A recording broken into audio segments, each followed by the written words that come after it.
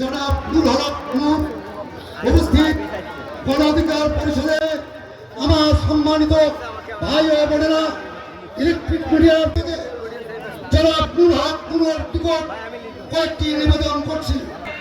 এ পর্যায়ে আমাদের সামনে গুরুত্বপূর্ণ বক্তব্য নিয়ে আসছেন আপনাদের সাথে। মাত্র কারণ এই অঞ্চলের নেতারা আজকে ঢাকা শহরে আমার কারণ একটাই, বাজেট ঠিক হয় ঢাকায় 100 টাকা বাজেটের পক্ষ থেকে, সাদুল্লাপুরের পক্ষ থেকে তোমার আমার পরিষদ বিবি নূরের এক আসনের পক্ষ থেকে, সুন্দরগঞ্জের জনতার অধিকার আমাদের অঙ্গীকার। প্রতিফলন ঘটিয়েছে স্বৈরাচার পতনের অন্যতম মহানায়ক ডাকসুর সবসময় স্লোগান তুলেছে, যিনি গরিব দুঃখী মানুষের সবসময় শুটিং হচ্ছে। পর্যায়ক্রমে প্রতিটি উপজেলায় একটি করে হাই স্কুল স্মৃতি দেবেন গণ অধিকার পরিষদ আগামীতে সরকার গঠন করুক। আলহামদুলিল্লাহ, সমস্ত প্রশংসা আল্লাহ তাআলার জন্য, তাকে ছড়িয়ে দিয়েছে। আমি বেশি কিছু বলবো না। আপনাদেরকে অনুরোধ করছি, সামনের জায়গাগুলো বসে যান অথবা একটু পিছিয়ে যান। আমাদের পিছনে আপনাদের এই স্বাধীনতার কথা গাইবান্ধার বেহাল দশা। গণ অধিকার পরিষদের সারা দেশের ছাত্র যুবক তরুণরা গণমানুষের অধিকারের পক্ষে কথা বলতে গিয়ে হামলার শিকার হয়েছে, মামলার শিকার হয়েছে, নিগৃহীত হয়েছে, কিন্তু কথা বলা বন্ধ করে নাই।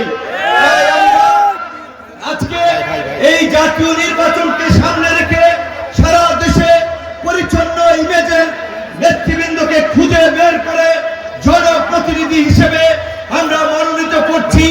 তারই অংশ হিসেবে এই গাইবান্ধা 3 সাদুল্লাপুর পলাশবাড়ির জনগণের জন্য আমরা গাইবান্ধার এই তরুণ যুবক শিল্প উদ্যোক্তা ব্যবসায়ী পরিচ্ছন্ন ইমেজের মানুষ এই সুরুজ্জামান সরকারকে আমরা মনোনীত করেছি। আপনারা তার সম্পর্কে পরিষ্কারভাবেই জানেন, তার সম্পর্কে এলাকায় কোনো ব্যাড রেকর্ড নাই, মানুষের উপরে জুলুম করেন নাই, চাঁদাবাজি করেন নাই, অন্যের জায়গা জমি কলকারখানা দখল করেন নাই। গণ অধিকার পরিষদের যে রাজনীতি, জনতার অধিকার আমাদের অঙ্গীকার, আমাদের অঙ্গীকার দেশ হবে জনতার। এই অবহেলিত গাইবান্ধা তথা উত্তরাঞ্চলের মানুষের অধিকার ফিরিয়ে দেওয়ার জন্যই তিনি এখান থেকে প্রার্থী হয়েছেন। আমাদের এই উত্তরাঞ্চল পিছিয়ে, মানুষ চিকিৎসা পায় না, কর্মসংস্থানের সুযোগ নাই, এমনকি কৃষকেরা যখন তাদের ফসলের উৎপাদন করে অনেক সময় ন্যায্য মূল্য পায় না। আপনি গণ অধিকার পরিষদের পক্ষ থেকে আমাকে যদি সুযোগ দেন, এই অবহেলিত মানুষের জন্য আমরা কিছু করতে চাই। তার এই আগ্রহ এবং আকাঙ্ক্ষা থেকেই আমরা গণ অধিকার পরিষদের প্রথম ধাপে বেশ কয়েকজন প্রার্থী মনোনীত করেছি, তার মধ্যে সুরুজ্জামান ভাই অন্যতম। আমি আপনাদেরকে বলতে পারি, সারা বাংলাদেশে খুব অল্প সময়ের মধ্যে দিয়ে আমরা এই গণ অধিকার পরিষদের রাজনীতিকে পৌঁছে দিয়েছি। সারা বাংলাদেশের মানুষ আমাদের আন্দোলন সংগ্রাম ত্যাগ প্রতীক্ষা সম্পর্কে জানে। বন্দুকের মলের মুখে দাঁড়িয়ে জীবনের ঝুঁকি নিয়ে গণমানুষের অধিকার আদায়ে লড়াই সংগ্রাম করেছি।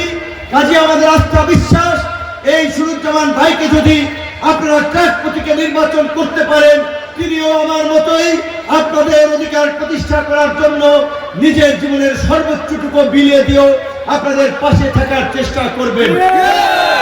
যদি গণ অধিকার পরিষদের প্রার্থীদেরকে বিজয়ী করতে পারেন, আগামী সংসদে উত্তরবঙ্গের একটি শক্তিশালী নেতৃত্ব আপনারা সংসদে পাবেন, যারা ওই সংসদে দাঁড়িয়ে গণমানুষের অধিকার আদায়ে বজ্রকণ্ঠে আওয়াজ তুলতে পারবে।